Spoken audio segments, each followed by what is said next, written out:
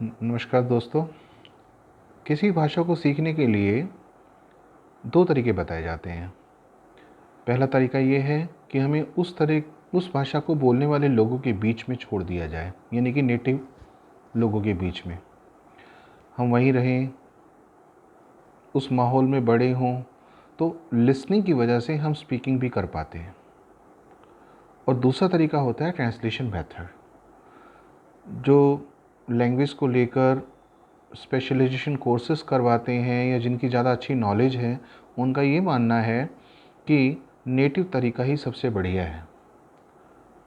पर समस्या ये है, ग्राउंड रियलिटी पे जब हम देखते हैं कि नॉर्थ इंडिया में रहने वाला एक बच्चा जो अब 15-20 साल का हो चुका है, या और बड़े लोग जो जॉब की तलाश में हैं या हायर स्टडीज़ के लिए जा रहे हैं या कम्पिटिटिव एग्ज़ाम्स के लिए जा रहे हैं, उनके लिए वो एनवायरनमेंट कहाँ से पैदा किया जाए।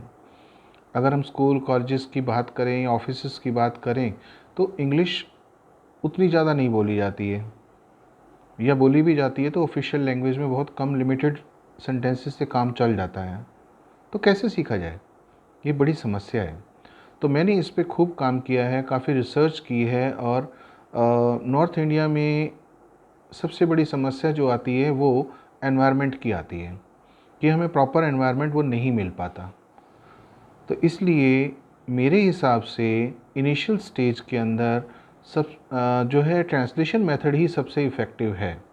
तो इससे क्या होगा कि आपकी इंग्लिश बोलने की जो स्पीड है वो धीरे धीरे बिल्डअप होगी, एकदम से नहीं इंग्लिश बोलने लगेंगे। You can not go on that level, fluency level पे आप चले जाएं एकदम से, ऐसा नहीं होगा। ये कुछ इस तरह से है कि जैसे मुझे मान लीजिए बाइक चलानी तो आती है पर कार चलानी नहीं आती है। अगर मुझे कोई कार चलाना सिखाए तो मुझे उसको स्टेप बाय स्टेप सीखना पड़ेगा। सिर्फ उसकी वीडियो देखकर मैं कार चलाना सीख जाऊं ऐसा मुश्किल है। मेरे साथ कोई बैठा हो जो मुझे उसमें ट्रेन करे, स्टेप बाय स्टेप बताए कि एक्सीलेटर कौन सा है, ब्रेक कौन सी है, क्लच कौन सा है, ये सब चीज़ें। फिर धीरे धीरे मैं उस पर काम करना शुरू करूं। तो इंग्लिश सीखना या किसी लैंग्वेज को सीखना भी मेरे हिसाब से इसी तरह से है कि एक तरफ तो हमें कोई शब्दों का ज्ञान दे, हमारी वोकैब को ठीक करने में हमारी हेल्प करे। कुछ पॉपुलर चीज़ें हैं जैसे पानी, वाटर, खाना, ईट, पीना, ड्रिंक, ये सब चीज़ें तो हम धीरे धीरे सीख जाते हैं।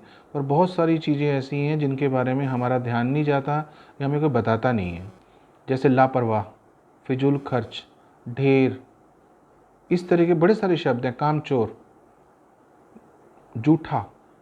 अब इनको इंग्लिश में हम क्या बोलते हैं? क्या हमें रैंडमली एकदम से समझ में आ जाता है?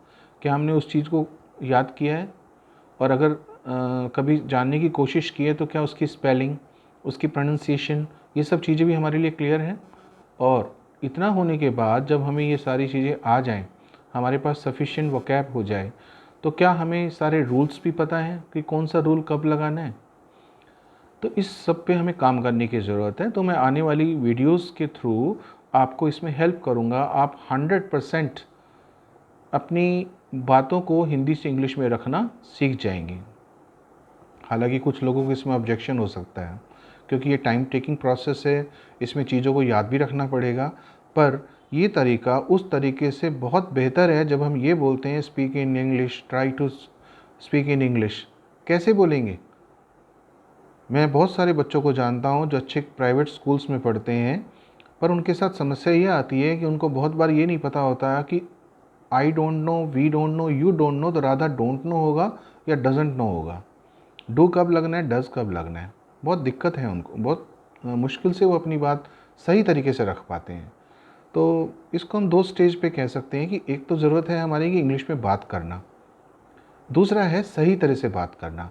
तो मेरा जो काम करने का तरीका है, जो मैं आपको आने वाली वीडियोस में जिसके बारे में समझाऊंगा, वो है कि सही तरीके से अपनी बात को रखना। That's very important. आप जब कभी किसी अच्छी कंपनी में जाते हैं, अच्छी पोस्ट के लिए जाते हैं, तो वहाँ पर सिर्फ इससे काम नहीं चल जाएगा कि you are able to communicate in English. Are you really good in English? That's equally important.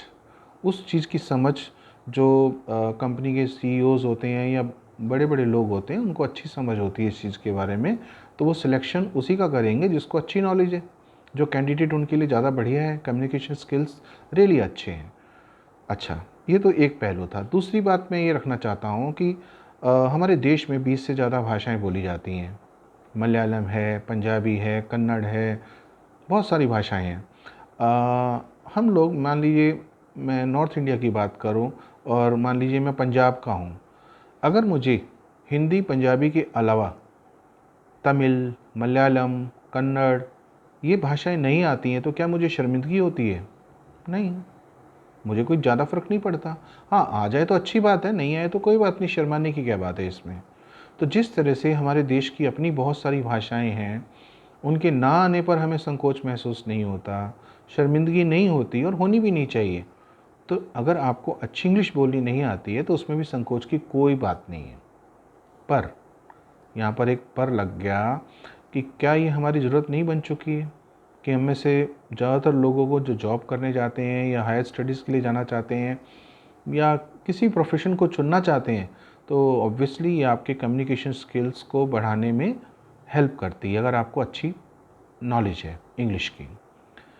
तो कुछ और वीडियोज़ में मैं आपको इसके बारे में बताऊंगा।